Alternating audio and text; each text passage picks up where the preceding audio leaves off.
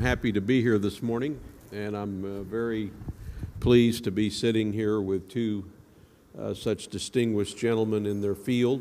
We are going to talk to you for about 45 minutes about the future of personal connections, which is quite interesting given that we all are being told almost daily that the world of connection is changing to the point where year by year we won't recognize what will be going on 5 years from now. So I'm a little bit old-fashioned, I suppose, because one of the things that I believe we should always remind ourselves as we're talking about how to communicate with the public, and we're dealing with the internet, and we're dealing with PDAs and mobile devices. I think one of the things that when we talk about personal connections, we need to remind ourselves to be cautious about gadgets. And when I say be cautious about gadgets, one of the things that concerns me going forward about the future of advertising and to some extent public relations is that a great deal of our strategy is now being focused on exactly how to communicate with people through these gadgets. And there's no question it's a part of the future. There's no question it should be part of our strategy. But I think at the same time, we have to always remember that on the other side of the gadget or on the other side of the newspaper or the radio or the television or whatever medium, there is a human being that ultimately it's our responsibility to do a good job of communicating with. And so when we look at this, it's interesting because the two gentlemen on the panel with me are in a great position to talk to you about the science of the personal connections and then also about the application of the science. And I think it's in the application of the science where caution is a part of what I believe should be our guiding post going forward. So I'll start with, as the moderator, I'll start by asking Dr. Peter Zanden, who heads up our global research practice group called Research and Data Insights at Hill & Knowlton. In addition to that, Peter is a vice chairman of the firm. He is a distinguished person in the field of research, having founded a company called IntelliQuest, which he later took public. He then sold to WPP, and his role at Hill & Knowlton began with our sister company, Public Strategies, over 10 years ago, where he developed a global research practice, which he still heads now at Hill & Knowlton. So, Peter, I'll start with you. Thank you. Thank you, Jack. What I've got to do for about 5 or 10 minutes at the most is I want to talk you through some of the big trends that I see emerging. And these are the mega trends that I think when you start looking at personal connections, if you have that kind of context, it's much easier to understand maybe where the world is going. And how many of you have read Kurzweil? Are you familiar with him? If you're not, you should be. I think he's one of the best futurists out there. And he's actually an entrepreneur and a scientist, and he's very, very grounded. And he's written some wonderful books about where we're going. And again, they're grounded. So I don't think he's just a futurist who's looking into the clouds. He's actually very science-based. And he's made this prediction. And it's a very, very powerful prediction, which is by the 2030s, non-biological portion of our intelligence will predominate, which means our smartphones are going to be much more connected, much smarter than they are now, and they will be driving how we operate, and probably be driving us much more so than today. And his theory is that, we've seen an awful lot of change. I was fortunate enough to get involved in the computer industry back in the early 80s, and before even computers were connected, and the transformation obviously has been huge. What he sees is that change accelerating, and that's his big theory, is that Moore's Law has been applied to technology. It needs to be applied to sciences, whether that's biotech, nanotech, and all that is merging into creating a very different world. So if you think things have changed and have sped up over the past decade, we really haven't seen much of anything. And again, if you want to understand point B, and that's what I always like to know, is where we are now and where we're going. This is really, I strongly recommend Kurzweil's book. Then also another big trend out there, and I imagine most of you have heard of behavioral economics, which this gentleman, Kahneman, has won a Nobel Prize for. And he's applied, in this book, again, it's relatively new, Thinking Slow and Fast and Slow. And what he talks about is how we make decisions, everything from instinctual to thoughtful decisions. And he basically shows all of our flawed decision-making when we use what he calls System 1, which is intuitive. And he talks about how that is appropriate, and very often it works, but very often it is not. And this thinking slow is when you start applying big data and analytics to it, you get much, much smarter. And I think a really good example was the Ogilvy speech that you just heard before this one, is that we're getting so much smarter about how the brain works, how we process information. Again, something very relevant to PR. And then finally on this trend, I've been getting more and more involved and interested in this linguistics analysis. Has anyone read Pennebaker's book? What he started doing, he's a professor at the University of Texas, and he started looking at people's use of language, actual words, and then being able to predict whether or not they're telling the truth or lying or they're going to be persuasive. It's just emerging, but again, a huge impact on our industry. What's interesting, he found, like for example, that people who use the word I are less likely to be lying. And so you start thinking about how we've always been trained to use the we word and everything else, and what he's learning are things like what people actually hear and what's a predictable, can you take a look at a politician or a business person and put them through this process and find out if they're confident, they're telling the truth.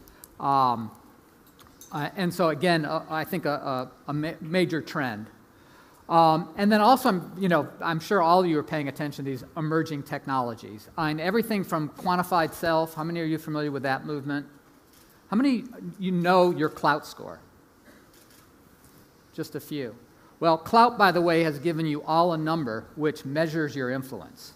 And again, very, very primitive, but it picks up everything on the web and decides how important you are. So you have a Klout score whether you like it or not. But again, I think all of you are very much aware, or at least, seen these emerging technologies, and they're going to be huge. They're just starting. It's a very crowded space. There's a bubble, it'll pop and it'll, drop, but ultimately, these technologies are going to know us like we've never known ourselves before. And then finally, just again on this trend, and I imagine most of you get this, but let me try and do a good job of articulating it. Over the past 30, 40 years, Drucker came up with this concept of the knowledge worker. And that's really what people were paying for, is your knowledge. What do you know? Well, there's now this emerging trend, which is just as powerful, but maybe ultimately for the rest of our lifetimes will be more powerful. And that's basically we're moving into a social economy.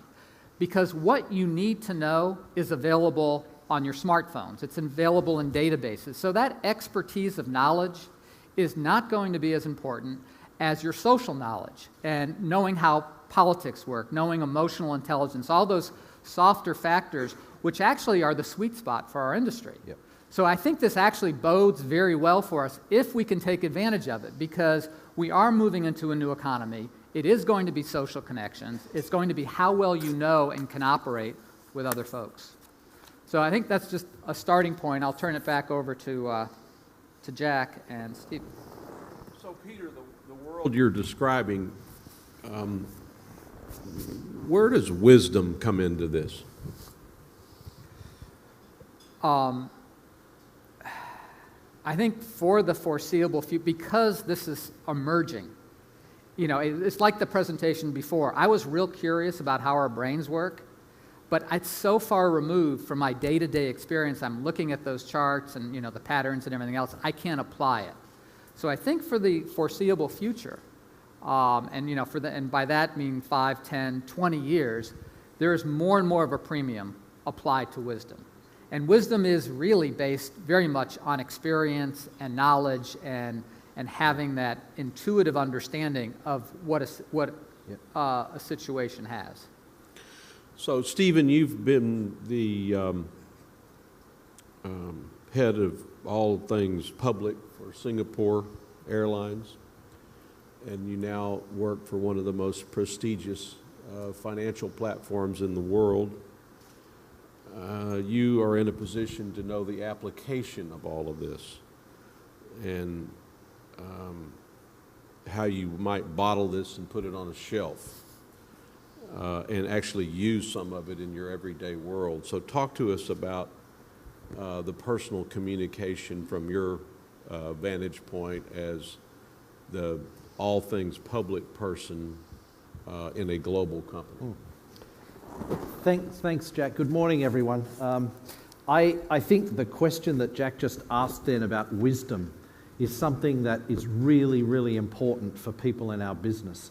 It's, if you like, taking the sort of stuff that Peter has talked to us about, the research, the psychology of what communications is about, and putting it into practice on a daily basis to help the brand and reputation of the companies we represent, or for the agency folk among us, for your clients.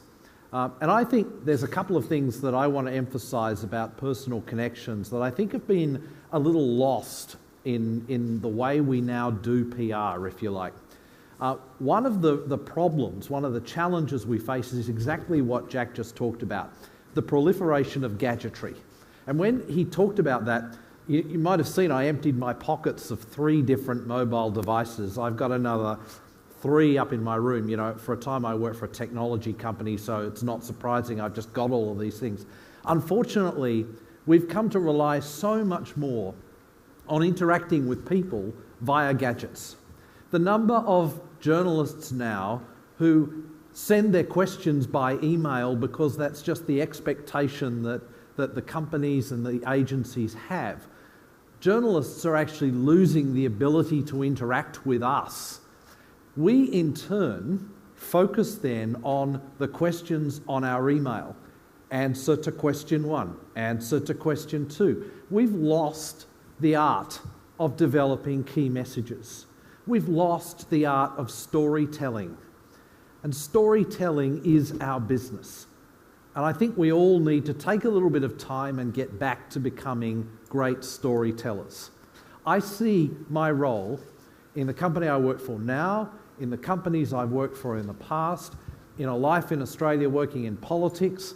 I am a storyteller. There's a lot of other things I have to do. I have to manage people, I have to manage issues and so on. But at my core, what satisfies me most is when I'm telling stories. And we should never lose sight of that.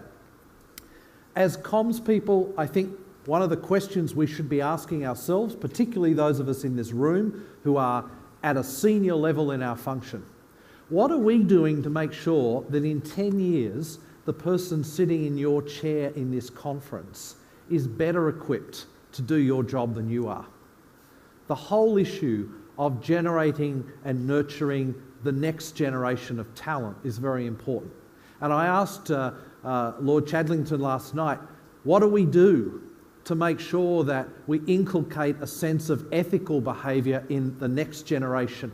I'm a passionate believer in making sure that every one of us has, as part of our unwritten job description, nurturing the next leaders of our function, nurturing the next generation of talent. I think to do that, we need to understand our own businesses. We need to go deep, and we need to be prepared to engage not just with the media, but with our customers. When I was at Singapore Airlines, a terrific brand to represent, and my job was mostly to go out and talk to the media. But I consciously made an effort to go out and talk to customers regularly to hear what we were doing that annoyed them, what we could have improved, how they thought about our brand. Because at the end of the day, we are a customer, or we were, as I was then, a customer-facing brand. And if as a communications person, you aren't prepared to engage with your customers, then you don't really know your business well enough. I don't think we should have a mind fixed on hiring new talent for communications from graduates, among graduates from communications disciplines. One of my best hires at Singapore Airlines was a school teacher. When you think about it, a school teacher has to stand in front of a group of 30 or 40 children every single day and communicate. So there are inherent disciplines that I think are good to look beyond, because we tend to get very wrapped up in our own academic research. What we've heard from a couple of presentations yesterday and today, and I think one thing that Peter emphasised to us this morning, is how the conscious mind works. The last presentation, a couple of takeouts I took, keep things simple. Don't try and spin yourself too much. The more spin, the more people turn off. It might excite you thinking, wow, I spun our way out of that. Actually, your credibility doesn't benefit from that. Calling things as they are. Don't use jargon. You know, so these are the basics that I think we need to remind ourselves of, because as I say, I think we've lost that ability to be great storytellers. We've lost that personal connection that we used to have with our audience. And let's also keep in mind, our audience are not the media. Our audience are not journalists. Our audience are the people that watch, read, and listen to those journalists. The journalists are a channel, are a conduit. And it's exactly the same with social media. Social media is another channel that reaches the ultimate audience, particularly for consumer-facing businesses, the people that decide, do I or do I not buy your product? Do I or do I not trust your brand and reputation? Thank you. Thank you, Stephen. So I'd like to ask both of you if what we're dealing with is the topic struggling between the impersonal and the personal. I believe that all of us in the PR business, at least, are witnessing literally a new highway to the public, and our struggles are to form organizations that fit that new highway.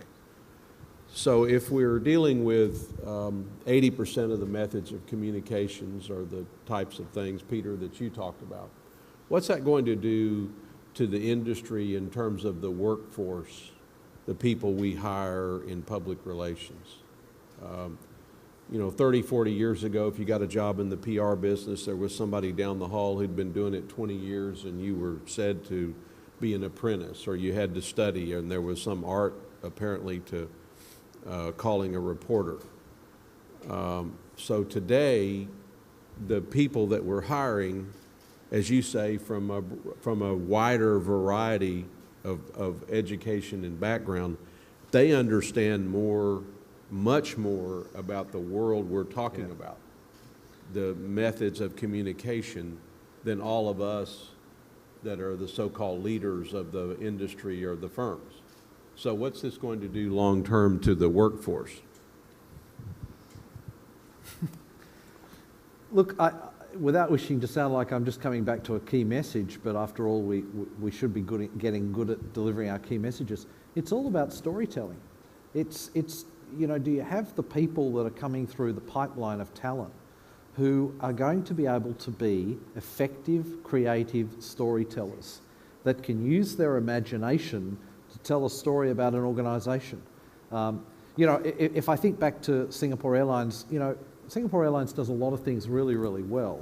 But if I asked an engineer to tell that story, it's going to be very different to the way the public would want to hear it. So the people that we need to be looking for, the talent that we need to look for, are the people who can apply the lens through which the public would be interested to see the story, and that it elicits some emotional response, because that after all is going to be the call to action.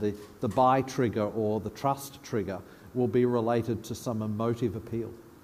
So Peter, you've served as a professor in one of the nation's leading business schools. You see this every day.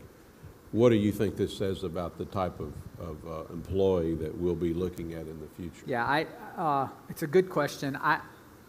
I'm relatively new to the PR industry. I've worked as much with strategy consultants, and I've also worked with marketing consultants, and certainly with ad agencies. So I've been able to see that whole spectrum. of services applied to companies. And it's interesting. I actually think the PR industry potentially is in the sweet spot, but it's going to have to add 2 new skill sets, if not 3, to what it's already done. One, obviously, the domain expertise is what we do, which is communications. But as I was saying, I think the fluency of technology, if we don't grab it, certainly digital agencies will, if not advertising agencies. So I think, number one, you need to make sure whether you're a new recruit or someone who's got 20 years experience, you need to tune into the technology. And the third piece, which I'm a bit biased about, but I've seen it emerge more and more so in the PR industry. When I first started doing it, everyone was just wanted to get press. Now everyone wants to be measured and be accountable. And so I think that measurement and research is extremely important. And I think it's not you go to the outside group and be measured. I actually think PR professionals need to have that as part of their DNA. So I think our jobs got much more complex, but I think if we can take those 3 domains, that we will be in the sweet spot in this new communications environment. Jack, can I just respond? I think Peter makes a really good point there. But one of the things that struck me is when you said, I'm new to this PR stuff, and you come from a background in strategy. Actually, I think that's a core component that good communications leaders need to bring to their business. That what I talked about earlier is going deep on the business. That means the ability to sit at the top table and be involved in those value-adding strategy discussions about the business. If you just look at, my job is to write the press release when it's been decided by the head table, then in my view, you're not adding the value that a communications leader needs to. So I think that's a very important point. And Jack, I'd like to ask you to share your thoughts on your concept of the 5th seat. Well, about 10 years ago, I was struggling with a way to describe what we were doing, actually. And so one of the things I observed was that in most of our clients, at the top level of the company, they automatically, instinctively would hire a law firm, accounting firm, management consultants, and bankers. There would automatically be 3 or 4 people in the room, and they always seem to get around to calling all of us after the decision's been made, sometimes a week after it's appeared to be a bad decision. And so I coined this phrase, the 5th seat.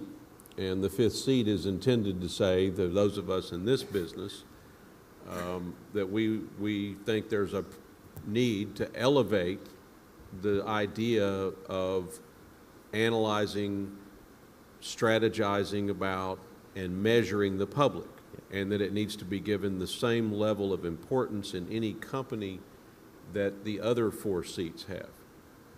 The challenge to that is that seat is a place where you coordinate all things public. That sometimes goes against the organizational chart of the client because they've still got things siloed. It also has more pressure because of what we're talking about, this notion of the impersonal world and the technology now that's overtaking the way we communicate with the public will place an even greater emphasis inside the room on not only the 5th seat, but in understanding these new methods of communication. So, Stephen, I actually have a question for you, and that has to do with, you're in a business, we've all experienced the sector. There's oftentimes the notion that the people that your company's dealing with may only represent 1, 2, 3, 4, 5% of the population, as opposed to Singapore Airline, where it was a broader base. Yeah. So what you'll hear oftentimes in a large company that has the platform you do is, why would I bother to have a public campaign, public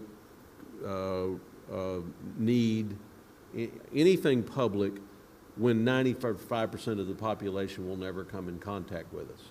Yeah, I think it's a good question.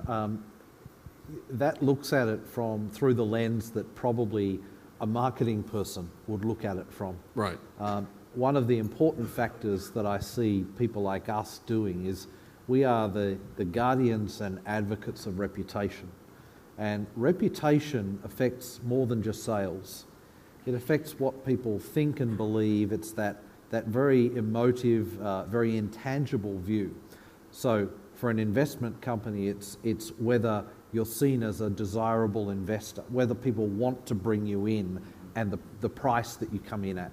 For a technology company, it's the advocacy that people will have for your products. For an airline, particularly an airline like Singapore Airlines, the airline only carries 18 million passengers a year.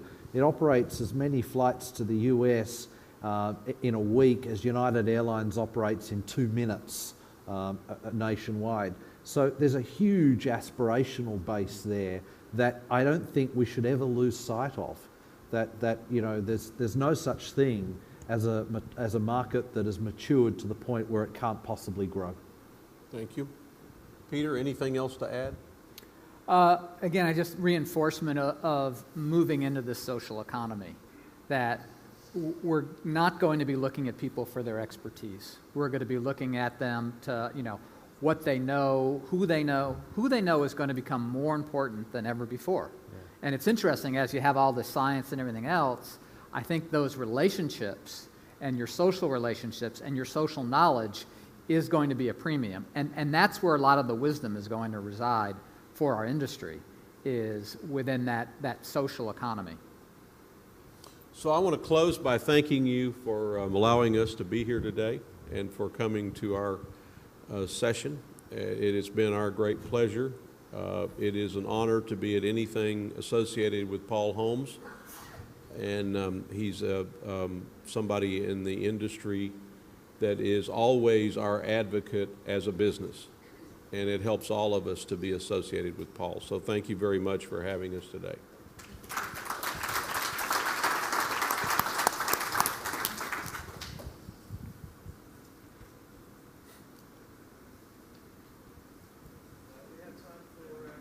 We have time for questions from the floor, please. Okay. Can you turn the lights up so we can see who's asking the questions? The person who's read more books than anybody in the room has a question. Got it. I'd just like to, thank you very much for the panel. I would just like to hear you answer your own question, Jack, about what's the role of wisdom. Well, I think in the PR business, particularly the larger firms, which I had one, we have to make sure that we're chasing the 21st century, we're chasing gadgets, we're chasing new ways of communicating. I heard one of my colleagues the other day at another forum say that they'd started a whole division called storytelling. I think, though, that what's also important is from a standpoint of the advice we're giving clients, it has to also be wisdom-based, based on experience, based on prior example, and based on data. And I think that we all aspire to that, but I think we have to always keep in mind that somebody actually said it earlier, that ultimately what we're doing is talking to a client about their relationship with the public. And we ought not lose sight of the fact that that's the primary thing. Yep. And I think that requires wisdom.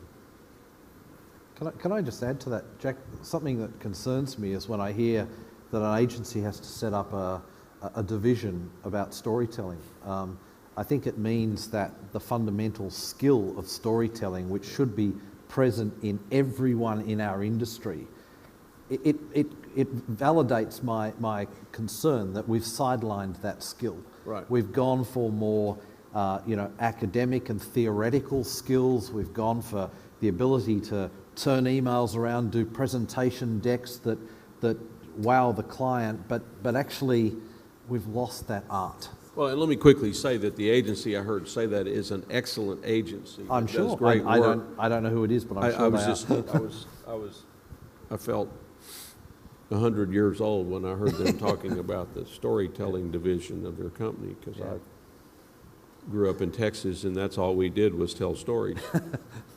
Still is, isn't it? Yeah. Yeah. Okay, thank you. Yes, sir. Yeah. Thanks very much.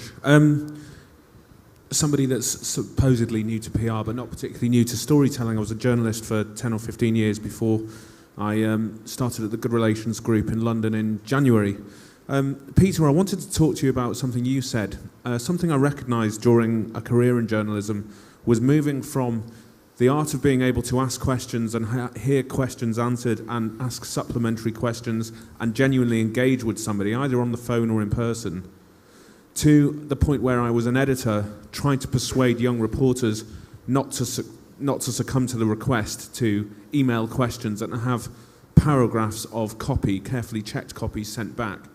You're talking about us losing the art of storytelling. Jack just mentioned where conversations and stories are now less frequent than us having to write a one-pager or a deck, presentation deck, to get a point across in meetings or to bosses. What, with the evolving technology over time, what is your best tip for us pushing back on this and working against it to make sure that we don't lose those skills and to make sure that those around us accept the importance of genuinely engaging in a personal relationship? Right. Very complex question. Really long, sorry. No, but I get it, because the issue is there is an emerging approach to telling stories, and it's not the old approach. It is a new approach where it's more driven by data and email and there's not as much texture to it. So I think to me it's clear that over the next 10, 20 years that technology will do a much better job of telling those stories. I mean, there's an opportunity out there that all these companies are pursuing of how do you understand someone, how do you tell a story technologically. We're not there yet. So short-term, technology is not the solution. Short-term, it really, you have to keep pushing back, and that's, my experience when working with clients is or younger folks, you have to push back and say, how do you know that? Did you only look at the computer? Did you go to the store? Did you buy their product? Did you go get that, that true human interaction? Because it is easy, it's almost a default to just stare at your computer screen or, do a Google search or something like that. So I think it's, part mentoring, and then part, I really like the door Jack comes through, which is ask people about the wisdom, where they get their wisdom. Because right now, I don't think there's much wisdom on the internet. There's a lot of wisdom in, as Stephen was saying, talking to people, getting your hands dirty, kicking tires, and then I think you do naturally tell the story if you have that experience. But I'm relatively optimistic that, it's decades out. But sooner or later, this technology is going to be able to tell stories and provide so much texture and probably make humans a little less relevant to how the economy works, which is that whole Kurzweil. He's basically saying that, hey, somewhere out there, these computers are going to run this planet much better than we do. I'll just make one brief comment to that. I think third-party advocacy is something that's very important. Having people tell your story for you is always better than telling it yourself. And that's something that can only come through personal connection. I equate it to people like this. If I'm at a dinner party and I sit at the table and I say, that Stephen Forshaw, he's a really cool guy, everyone else at the table would just go, what a wacko. But if I'm at the table and I sit there and say, hey, that Jack Martin, he's really impressive, then they'll say he's a wacko. Then, that's the power of third-party advocacy. People start believing it. Again, it's just as important as storytelling. We can't lose sight of it. So from one of the digital natives in the crowd, I'm going to push back for a second, but you just mentioned there's not a lot of wisdom on the internet. And one area that's getting a lot of publicity recently is social analytics, right? So you mentioned the new social economy and you mentioned data in separate points. And one thing social analytics allows us to do now is to start to tap into, and a lot of your business is around understanding public audiences, so start to tap into audiences that exist on social networks, and increasingly my generation is increasingly comfortable sharing tons and tons and tons of personal information as well as product and business information and their sentiment. So how do you think that is going, where do you think we are in that being an effective kind of tool to measure and analyze an audience and effectively then talk back to them or talk with them? And where do you think it's going? I mean, IBM is basically, some of their national advertising now is around how they're implementing social analytics to affect, business change. So I'm curious, as communicators, how you think that's going to play out. It may be a commentary on what Peter's doing on the internet. Yeah, let me start with the future is yours, but we're not in the future just yet. And, my experience in working with clients, that if you just bring social analytics to them, there's still too much noise. It's really hard to get through it. So a very specific example is a client of ours had someone talking about them on 60 Minutes. And, we understood 10 million people watched that interview. Meanwhile, we went to Twitter feeds and everything else and tried to understand the ramifications of that conversation. And there were hundreds of tweets about it. I mean, so if you go look at that world right now, and it was loud when you look at those tweets or those postings or the blogosphere. But when you actually step back and go, well, what's the public hearing? They heard it millions of times. So I think there's that balance, and there's probably some pockets where, the profession is emerging. Again, I am very optimistic that social analytics will capture the conversation. But I still think it's early, and I think it actually can be very misleading for a lot of clients who put too much weight that that's where the world is, because it's not there yet. I'd just say really briefly on that there's the need to engage and tell stories in the social media space as well. When I was at Singapore Airlines, I would regularly jump in on discussion threads and forums where people are talking about us. In fact, on one where I jumped in where we were being attacked for something or other, the number of people that responded, that's not really him. He wouldn't be jumping in on a Sunday. It's probably an imposter.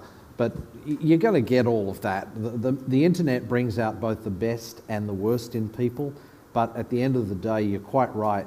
There's a wealth of information out there. It depends on how you want to listen to it, but more importantly, I think you've also got to engage in the dialogue. It's not a case of a monologue from my Facebook or Twitter feed. It's the willingness to have the conversation, and that all comes back to, dare I say it, storytelling. Well, I think, I'll just close by saying, I think you're the future. A digital firm is the future. I mean, it's what we're dealing with today, for any of us older, larger firms to have a digital group is probably the equivalent of an advertising agency 80 years ago having a TV division.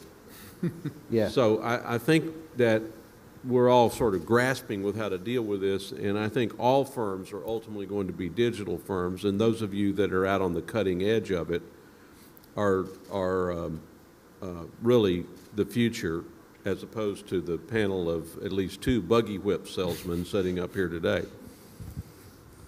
He was very clever there. 2 out of 3, but doesn't tell us Yeah, who. yeah. Okay, did I see somebody telling us it's time? Okay. Yep. Thank you very much. We've enjoyed being here.